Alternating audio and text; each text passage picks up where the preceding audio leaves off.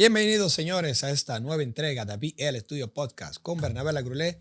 Y el día de hoy vamos a hablar sobre lesiones en los lanzadores. Usualmente, personas que bregan con pelotero, a veces se me acercan a hacerme cierta pregunta. Y bueno, vienen con sus teorías. Yo lo escucho, obviamente, por educación, pero en esencia veo que muchos de los que están a cargo de muchos de esos muchachos andan perdidos en el espacio. ¿Por qué? No están mal, han aprendido algo empíricamente, pero en teoría tienen muy poca información. Cuando tú fundes o fusionas, mejor dicho, la teoría con la práctica, que es la experiencia, entonces tú haces un buen trabajo.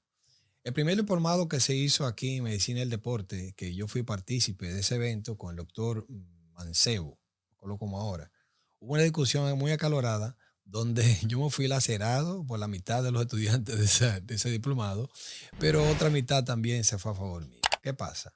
Que, la parte que yo discutía con el doctor, y entiendo que él no en teoría lo tenía estipulado de que realmente tenía razón en lo que estaba hablando, pero yo en la práctica y ya con varias certificaciones y una de ellas que yo considero hasta el sol de hoy el mejor del mundo, que lamentablemente ya falleció, una de las certificaciones que más me ayudó a entender y analizar los movimientos, la biomecánica, cambio de curva de fuerza y todo lo que tiene que ver con los ejercicios fue el señor Master Coach Charles Poliquin, que de hecho Juan Carlos Simón también lo menciona mucho, porque también agradezco esa parte de Juan Carlos, que por medio de él fue que lo conocí, o lo conocimos varios en este país. ¿Qué pasa?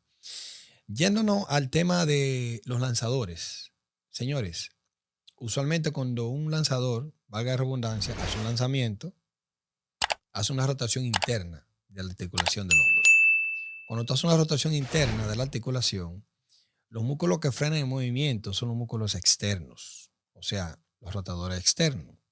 ¿Qué pasa? En su mayoría entienden que lo están trabajando de manera efectiva. En el play, yo he ido a algunos lugares donde veo que le tienen una pelotita con una goma elástica y haciendo rotación externa. Y esa parte donde hace rotación externa solamente aumenta o le incrementa la fuerza en una zona específica del ángulo de esa rotación. Llámese aquí arriba, ¿verdad? ¿Por qué? Porque cuando tú vas a la goma o la pelota, ¿verdad?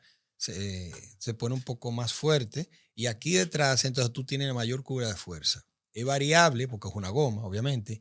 Cuando tú vas hacia adelante, entonces debilita ese rango donde tú excéntrico, el momento cuando tú bajas el peso, debería ser tú tener un poco más de fuerza, o mejor dicho, resistencia aplicada para tú desarrollar la fuerza. Entonces, ¿qué pasa?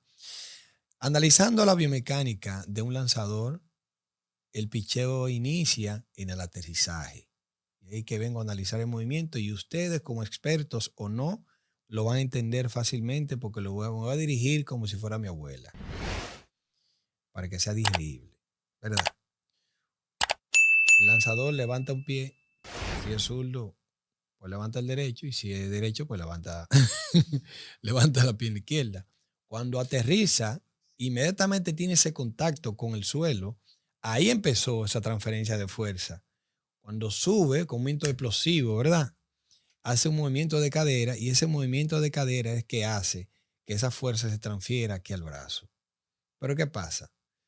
En esa rotación interna que hace el lanzador, el subescapular, el pectoral menor y mayor, influyen en esa rotación. Y obviamente, si están bien fortalecidos, tiene la capacidad explosiva, ¿verdad? Desarrollada o la fuerza explosiva desarrollada para hacer ese lanzamiento. Ahora, ¿quién frena ese movimiento?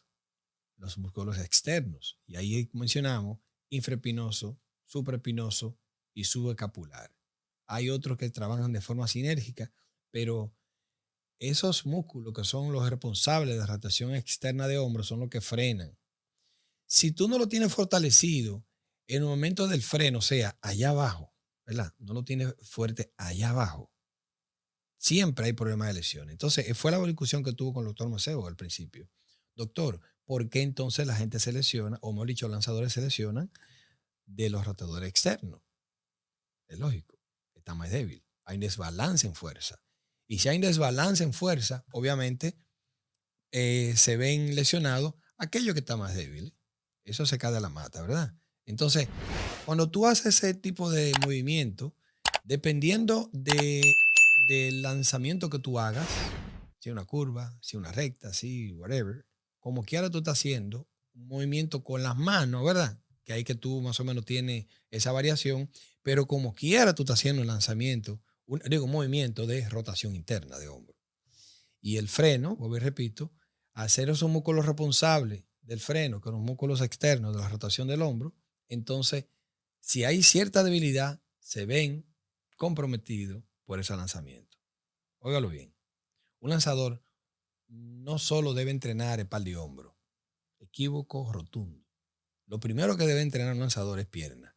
Yo siempre digo que el atleta hay que verlo como un todo. Independientemente de que desempeño un papel X, sea powerlifting, sea maratonista, sea lanzador, sea whatever, debe tener en cuenta que tiene que verlo como un todo, porque el cuerpo trabaja de forma unánime, ¿verdad? Por decirlo así, trabaja completo. Entonces, cualquier tipo de movimiento que tú tengas, si hay un desbalance en fuerza, se ven lesionados. Ahora bien, yo he presenciado lesiones en la pantorrilla, en lanzadores, en los isquiotibiales, en los glúteos, porque simplemente las extremidades inferiores no le ponen tanta atención a esos músculos que son pequeños. Y ojo con esto, señores. En esos músculos pequeños es que hay que ponerle más atención porque de esos pequeños es que proviene la fuerza de los grandes. Y eso se aplica a la vida también. Entonces, em, quiero unirme con varios coaches que son amigos míos para discutir estos temas y ver cómo nosotros planeamos un taller. Sería idóneo, ¿verdad? Para entonces discutir esos temas primero nosotros, llevarlo a la práctica y cómo aplicando leyes de física, que ya hablando de biomecánica, cómo nosotros lograr que el rango de movimiento completo sea fortalecido en esa articulación y que haya menos riesgo de lesión. En una ocasión, no sé si ya los números han cambiado, se entiende que tú debes tener o mover un 9.8% de la fuerza, ¿verdad? Que la rotación externa de hombro, que la que tú tienes o relacionada con la que tú tienes en el bench press. El bench press como ejercicio madre para hacer la prueba de un RM, tú debes tener ese por ciento. Pongamos tú que tú mueves 200 libras en bench press haciendo un RM, debe tener 9.8% haciendo la rotación externa. Y he visto personas muy desbalanceadas a la hora de ponerle algunos ejercicios de rotación externa de hombro, que ahí que me doy cuenta que realmente debería estar un poco más fuerte, eh, porque no tienen ese balance en fuerza. Igual, músculo antagonista, en este caso, por ejemplo, el chin-up, que son las dominadas, tú debes tener ahí el 87% de la fuerza, la relación a lo que tú tienes en bench press. En el shoulder press, o sea, en el press de hombro, debe tener alrededor del 66% de la fuerza con relación a la que tú tienes en el bench press. Y ojo con esto, señores. Si tú quieres mejorar el press de banca, primero tienes que mejorar el press de hombro, porque este va de lo difícil a lo fácil, ¿verdad? Vertical, horizontal. Pero en el lanzador es muy importante que los movimientos en el gimnasio no sean de forma horizontal, porque los lanzamientos usualmente el brazo se queda a nivel de forma vertical. Cuando haces un lanzamiento, tú te quedas en esa inclinación y si tú logras que esos músculos superiores, aunque lo entrenes completo, ¿verdad? Esos músculos superiores del pectoral, del deltoide anterior, el posterior, lateral, rotadores de hombro, todo en conjunto fortalezca, entonces la cosa es diferente. Por eso le digo que debemos ver los atletas como un todo. Entonces, en resumen, debe entrenar variando la curva de fuerza los rotadores externos de hombro o de la articulación del hombro para lograr, o para evitar, mejor dicho, para evitar lesiones futuras. Así que hasta luego, hasta la próxima y los espero en la próxima entrega.